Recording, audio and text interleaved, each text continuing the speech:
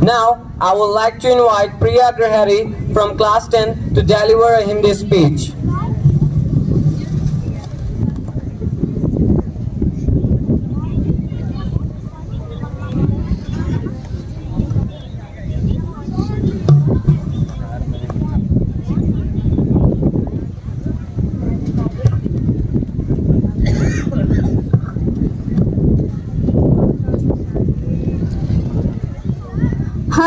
हम अपनी जान के दुश्मन को अपनी जान कहते हैं। हम अपनी जान के दुश्मन को अपनी जान कहते हैं। मोहब्बत की इसी मिट्टी को हिंदुस्तान कहते हैं। जो दुनिया को सुनाई दे उसे कहते हैं खामोशी, जो आंखों में दिखाई दे उसे तूफान कहते हैं। जो ये दीवार का सुराख है, चाइना, अमेरिका, पाकिस्तान साजिशों का हिस्सा है, मगर हम इसे अपने घर का रोशनदान कहते हैं। परम सम्माननीय हमारे विद्यालय के मुख्य अतिथिगण, प्रधानाचार्य महोदय, अध्यापकगण व मेरे प्यारे मित्रों, मैं प्रिया ग्रहरी स्वतंत्रता दिवस के शुभ अवसर पर अपने विचारों को आप सभी के समक्ष व्यक्त करना चाहती हूँ। आजादी का असली मतलब वही समझ सकता है जिसने कभी गुलामी की हो। हम सौभाग्यशाली हैं कि हमने स्वतंत्र भारत में जन्म लिया। यूं तो आजादी की लौ 1857 में ही जल चुकी थी, किंतु यही आजादी की धुन साल बनकर 1947 में हमारे देश को आजाद कराया।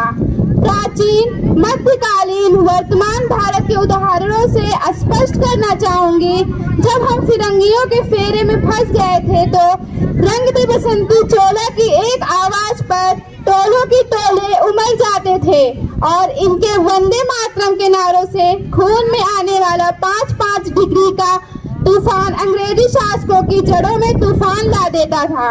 62, 65 व 71 के युद्धों में अपना सुहाग गवा देने वाली औरत जब घर के हालात ऐसे हो जाया करते थे, प्यार भी भरपूर गया, मांग का सिंदूर गया, नन्हे नौनिहालों की लंगोटियां चली गई, छोटी छोटी बेटियों की चोटियां चली गई, बाप की कमाई गई, भाई की पढ़ाई गई।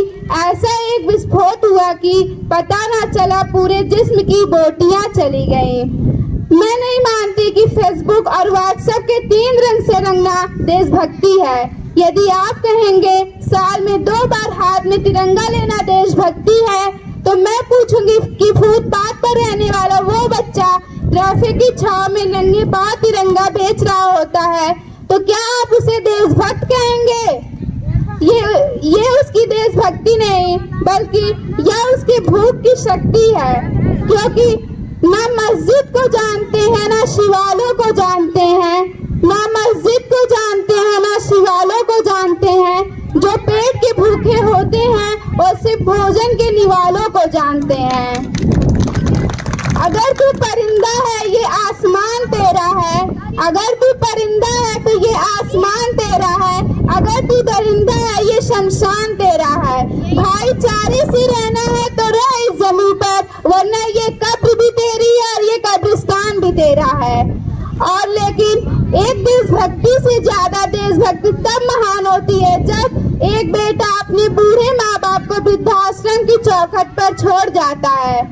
4 बोतल वोडका काम मेरा रोज का ने भारत को तबाह कर रखा है, परंतु एक वैचारिक बीमारी समाज में नजर आती है कि कहा जाता है हम दुनिया के सबसे बड़े लोकतंत्र हैं, जहां हिंदू भी पैदा होते हैं, जहां मुस्लिम, सिख, क्रिश्चियन भी पैदा होते हैं, लेकिन बदकिस्मती से अब यहाँ इंसान पैदा नहीं होते। ये पेड़ पौधे शाखाएं भी परेशान हो जाएं, ये पेड़ पौधे शाखाएं भी परेशान हो जाएं, अगर परिंदे भी हिंदू और मुसलमान हो जाएं। अंत में यही कहना चाहूंगी कि मेरा हिंदुस्तान महान था, महान है और महान रहेगा। मेरा हिंदुस्तान महान था, महान है और महान रहेगा। होगा हौसला सबके दिलों में बुलंद, तो एक दिन सारा जहां जय हिंद कहेगा। जय हिंद, जय भारत।